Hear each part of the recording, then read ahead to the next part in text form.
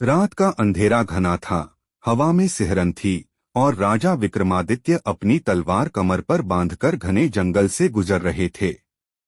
उनकी पीठ पर था बेताल, एक मायावी आत्मा जो हर बार एक नई रहस्यमयी कहानी सुनाकर राजा को चुनौती देता था। बेताल मुस्कुराया और बोला, हे राजा, क्या तुम फिर से मेरी पहेली हल कर पाओगे? राजा ने बिना रुके कहा, सुनाओ बेताल, इस बार कौन सी रहस्यमयी कहानी मेरे धैर्य और बुद्धि की परीक्षा लेगी? कहानी शुरू होती है। एक नगर में धर्मसेन नामक एक धनी व्यापारी रहता था। उसकी एक सुंदर और गुणी बेटी थी जिसका नाम सुवर्णलता था। विवाह योग्य उम्र होने पर 3 योग्य राजकुमारों ने उसका हाथ मांगा। तीनों ही राजकुमार बहुत बुद्धिमान, बलशाली और संस्कारी थे। समस्या, किसे पति चुना जाए? एक दिन सुवर्णलता की अचानक मृत्यु हो गई।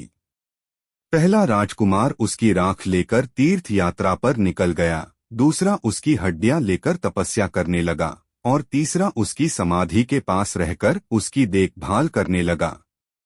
कई वर्षों बाद पहले राजकुमार को एक ऋषि ने मंत्र दिया जिससे मरे हुए को जीवित किया जा सकता था। तीनों ने मिलकर मंत्र पढ़ा और सुवर्णलता फिर से जीवित हो गई। अब सवाल यह था, सुवर्णलता का असली पति कौन होना चाहिए? बेताल का सवाल। इतना कहकर बेताल चुप हो गया और बोला, हे राजा विक्रम, यदि तुम जानते हुए भी उत्तर नहीं दोगे तो तुम्हारा सिर फट जाएगा। विक्रम का उत्तर। राजा विक्रमादित्य ने उत्तर दिया, जिस राजकुमार ने उसकी समाधि के पास रहकर उसकी रक्षा की वही उसका असली पति होना चाहिए। बाकी दो ने अपने अपने कर्तव्य निभाए, लेकिन असली प्रेम और समर्पण दिखाने वाला वही था। बेताल राजा के उत्तर को सुनकर जोर से हंस पड़ा। विक्रम, तुम्हारी बुद्धिमत्ता कमाल की है, लेकिन तुमने फिर से जवाब दे दिया और नियम के अनुसार मैं अब वापस चला जाऊंगा। यह कहकर बेताल फिर से उड़कर पेड़ पर जा लटक गया।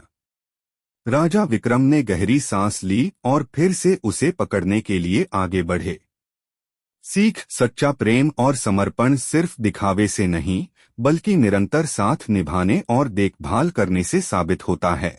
अगर आपको ये वीडियो पसंद आई हो तो इसे लाइक करें और ऐसी और भी दिलचस्प कहानियों के लिए हमारे चैनल को सब्सक्राइब करना ना भूलें।